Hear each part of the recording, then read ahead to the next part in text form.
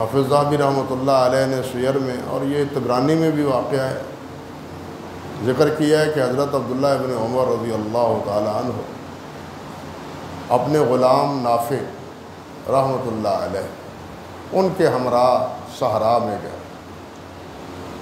حضرت نافع حضرت عبداللہ بن عمر رضی اللہ تعالی عنہ کے غلام تھے، اور حضرت عبداللہ بن عمر کے بیٹے تھے جن کا نام سالم تھا، سالم بن عبداللہ۔ یہ تھے تو بیٹے حضرت عبداللہ بن عمر کے، لیکن قسمت اپنی اپنی، توفیق اللہ ذو الجلال کی، جس کو جو حاصل ہو اس کا وہی مقام اور وہی مرتبہ ہے۔ امام نافع کا جو مقام علم و فضل میں تھا وہ حضرت امام سالم رحمۃ اللہ علیہ کا نہیں تھا، باوجود اس کے کہ سالم حضرت عبداللہ رضی اللہ تعالیٰ عنہ کے فرزند ارجمند تھے، بیٹے ہونے کے باوجود۔ حضرات محدثین رحمہم اللہ کے نزدیک یہ بحث چلتی ہے، یہ ایک بحث ہے کہ سب سے اصح اسانید کون سی؟ حضرت امام بخاری رحمۃ اللہ علیہ یا حضرت امام علی بن مدینی رحمۃ اللہ علیہ؟ یہ استاد شاگرد فرماتے ہیں کہ مالک عن نافع عن ابن عمر یہ اصح الاسانید، سب سے صحیح سند جو ہے حدیث پاک کی وہ مالک عن نافع عن ابن عمر، سالم نہیں نام لیے، کسی نے بیٹے کا نام سالم کا نہیں لیا، غلام کا لیا۔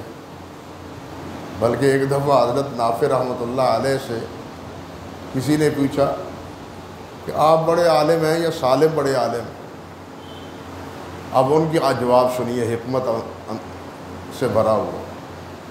وہ فرمانے لگے بھائی مجھ سے نہ پوچھو، حضرت سالم سے جا کے پوچھ لو، جو وہ کہیں وہی صحیح۔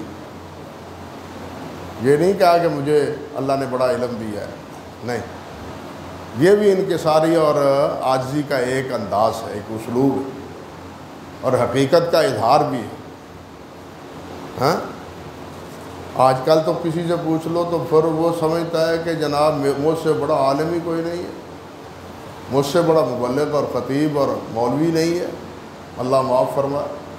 ہر وقت میں ہی منہ میں ہوتی ہے، لیکن ان کے منہ میں اور ان کے اخلاق اور کردار میں یہ چیز نہ تھا۔ انہوں نے کہا بھائی سالم ہی سے پوچھ لو، حضرت سالم سے، جو وہ کہیں وہی بات صحیح۔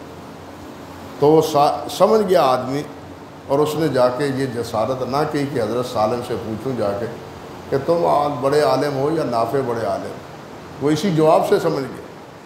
بسا اوقات سائل بھی بڑا سمجھدار ہوتا ہے، وہ سوال اشارے میں سوال کا جواب جو ہوتا ہے نا وہ سمجھ جاتا ہے، اور بعض ایسی طبیعتیں ہوتی ہیں کہ وہ پھر قریدتی ہیں، یہ سوال در سوال، سوال در سوال، اس سے اللہ کے رسول صلی اللہ علیہ وسلم نے بھی روکا ہے۔ یہ عادت اچھی نہیں ہے۔ سوال کیا، مسئلہ سمجھ آ گیا تو اس پہ اکتفا کرنی چاہیے، اور یہ عادت بھی صحیح نہیں ہے کہ جناب قاری صاحب سے بھی مسئلہ پوچھ لو، جا کے دوسرے مسجد سے بھی مسئلہ کسی سے مولانا صاحب سے پوچھ لو۔ اب اس مسئلے کے پوچھنے کا پس منظر یہ ہے کہ میری پسند کا مسئلہ کہاں سے مجھے ملے گا؟ ہاں، میری مطلب کا اگر مسئلہ جواب دیا جائے، جواب آئے گا تو پھر میں کہوں گا کہ یہ مسئلہ ہے۔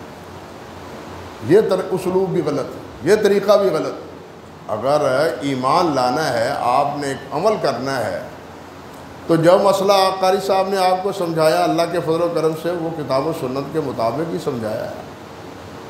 اگر اس میں انہوں نے غلطی بھی کی ہے تو ان کو تو اللہ کے فضل و کرم سے ایک درجہ ثواب کا پھر بھی مل جائے گا، اور آپ پر کوئی وزر نہیں ہوگا، آپ پر کوئی پرسش نہیں ہوگی۔